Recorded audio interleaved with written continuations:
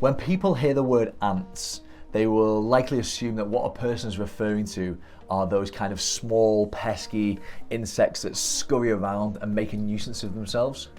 But in this instance, the ants I'm referring to are automatic negative thoughts.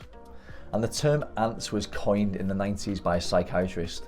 He used it to make public the idea that almost all of our thinking is unknown to us and that it comes from a negative perspective.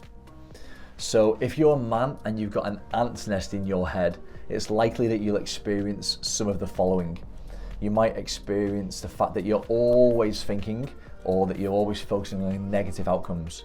You might find that you think in binary patterns or have adopted an all or nothing attitude. Equally so, you might find that you tend to predict the future, but most of your predictions are also negative.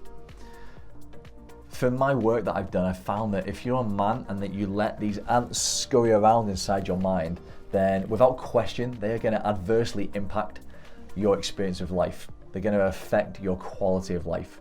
And that's why in the early stages of the work that I do with my clients, we tend to focus on the thought patterns that are holding them back. And then what we do is we switch our attention to identifying the strategies that will enable them to move forward. And one of those key strategies is about how we deal with ants.